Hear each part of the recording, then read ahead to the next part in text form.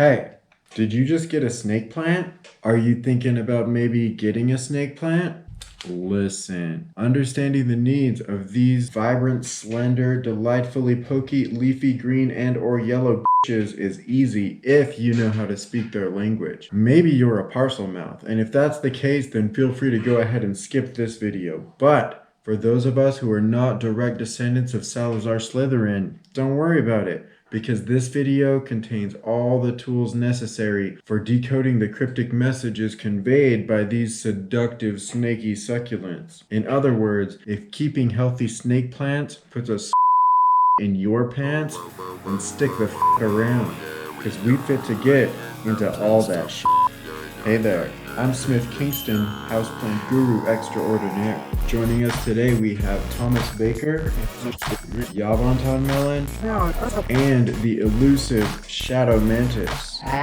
Okay people, let's take just a second to talk about snake plant classification. These 5 plants on the table in front of me are all snake plants. They don't all belong to the same species, but they do belong to the same genus. It's important to understand that the name snake plant does not apply to a specific species of plant, but rather to the genus Sansevieria. This genus of plants contains more than 70 species, many of which have multiple different kinds of variegations. Add to that the innumerable slew of common names given to the many very similar looking members of this genus, and then consider the fact that often the same common name is applied to different species within the genus. Some botanists refer to this complicated situation as a taxonomic mess. Others, myself included, call it the colossal Sansevieria classificational clusterfuck.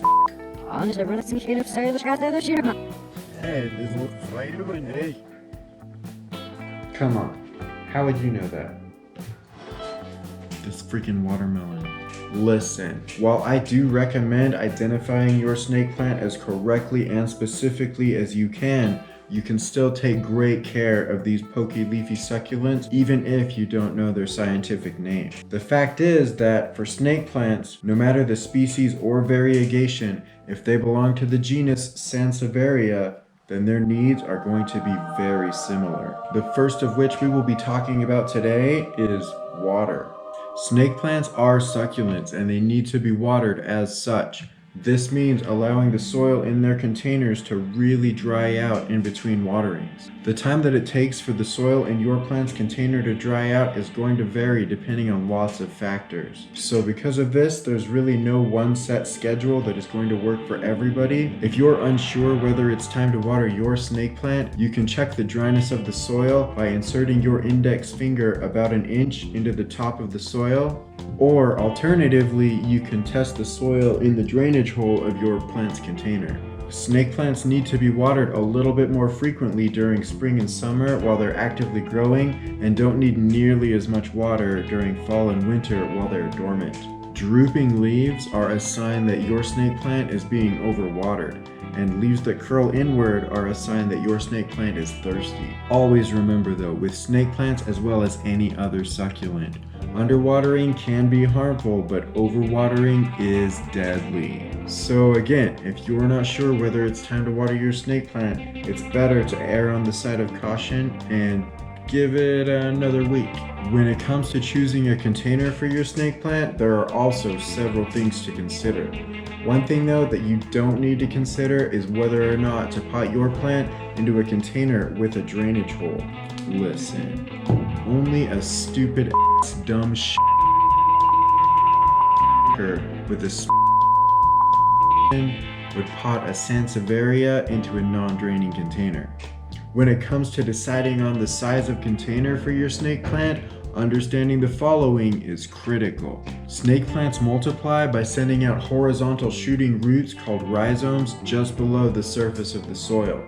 These roots continue to grow horizontally until they hit something. Then and only then will they begin to grow upwards and send up new snake plant shoots. Because of this, if I were to pot any of these snake plants into this pot, by the end of the summer following the repotting, we would have the same plant in the center of the pot with several sporadically spaced new shoots of growth right at the edges of the pot, with nothing but exposed potting soil in between. which is a fun look, but could hardly be considered to be the appearance of a traditional snake plant. If you want a dense crop of tightly clustered snake plant shoots, then it's best to go up in pot size by only around an inch once a year, every year in late winter, just before the beginning of your snake plant's growing season. When it comes to choosing a soil type for your snake plant, it's best to use a cactus mix or some other quick draining type of potting soil. This, in addition to correctly watering your snake plant, will help to keep the roots from becoming waterlogged. That way, you'll be able to avoid fungal infections, root rot, pests, and other complications that for snake plants and other succulents represent a one-way ticket to a watery grave. Snake plants, like most other succulents, don't need any fertilizer. But if you want to see lots of growth and tall, healthy, vibrantly colored stalks, then it's better to give them a little bit of a push. This is the fertilizer that I use, and I do it by giving my Sansevieria one shot right after having given them a good watering in mid-springtime, and then again around 6 weeks later in early summer. You should never fertilize your Sansevieria though after having repotted them with a potting mix that contains fertilizer, because damage to your Sansevieria from over-fertilizing is going to be much more deadly than any lack of growth related to not being fertilized. Okay people, it's time to clear up a couple of misconceptions. Let's have a little chat about sunlight. Some say that snake plants are low light plants. Listen. Those idiot bitches are fucking wrong. Here's the thing. Snake plants are actually what is called low light tolerant. This means they don't need a lot of light to survive, but they will do much better in sunnier conditions. Listen, Martha, your snake plant will stay alive for years on top of that creaky old dresser across from the north-facing window in the dimly lit corner of the guest bedroom where you've been keeping those old dusty boxes of jeans that you're planning on fitting into by the end of next summer. And hey, if you just want your snake plant to stay alive, then leave it where it's at. But if you want to see tall, healthy, vibrantly colored leaves and lots of new growth, then get that snake plant out of that dusty old bedroom and put it in the east-facing window of your dining room, where it can soak up direct sunlight in the morning and indirect sunlight all afternoon. The fact is that snake plants do best with lots of indirect sunlight and can even handle a couple hours per day of direct sunlight. Because of this, snake plants can do very well if kept outdoors depending on the temperature. You'll want to keep them in filtered or indirect sunlight during the hottest parts of the day, but they can handle direct sunlight early and or late in the day when the vast majority of the sun's ultraviolet radiation is being filtered by the Earth's atmosphere.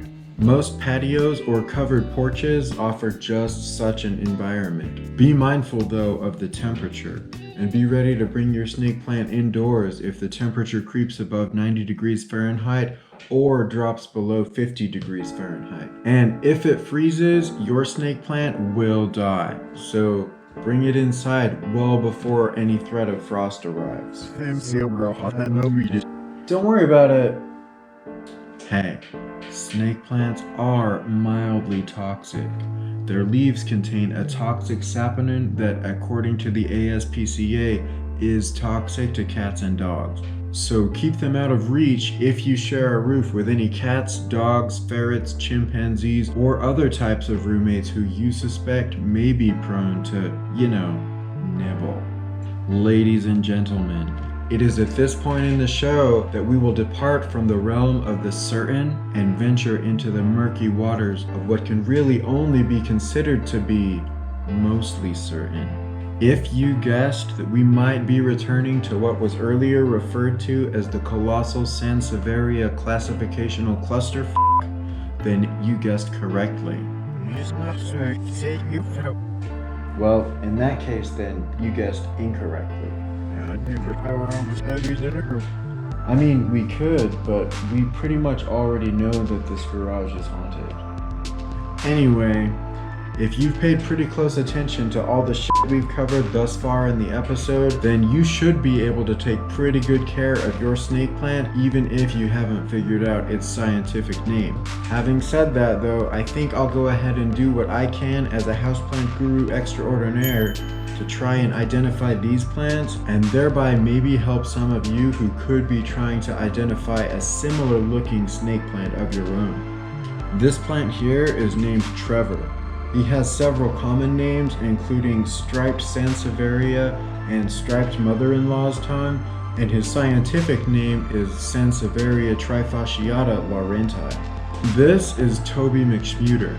His common names include gold flame snake plant and or magic sword snake plant, and his scientific name is Sansevieria trifasciata gold flame. This variegation does look very similar to the laurenti variegation, but is slightly different in that the yellowing on these leaves can be found anywhere throughout, whereas the yellowing on the laurenti leaves can only be found on the edges of the leaf. I suppose now might be a good time to apologize to Toby as well as all of you, because in Toby's introductory video where he was brought home from Target, repotted, and adorned with this expertly crafted macrame, he was also identified as Sansevieria trifasciata laurenti. So yeah, sorry about that. This plant here is known commonly as black coral snake plant and is known scientifically as Sansevieria trifasciata black coral. This one here is known scientifically as Sansevieria cylindrica, and its common names include African spear snake plant and St. Barbara's sword snake plant. And this one here is known commonly as tough lady snake plant and is known scientifically as Sansevieria trifasciata tough lady. Now, unlike Trevor and Toby, these three snake plants have yet to be officially named, but I do plan to feature them in videos in the very near future. This tough lady, for example, is going to need to be rescued from this idiotic glued down gravel ASAP. Also, some stupid dumb potted this African spear snake plant into a non-draining container, so that's gonna need to be fixed. And this drop-dead gorgeous specimen of an eye catcher needs to be gotten out of this nursery pot and into something a little bit more comfortable. She might even deserve her own macrame. Here's the thing though. I'm not going to be able to do any of that until each of these seductive, pokey, leafy green bitches has been given a name. So if you have any suggestions for naming these leafy beauties, leave me a comment. And if the name fits, hey, listen, do you like bad graffiti, worse jokes, wacky macrame, and pretty good advice about how to take care of your houseplants? Well then f***ing subscribe. Thanks, Yabonton Melon. That's right. Click that notification bell too so you never miss a new video.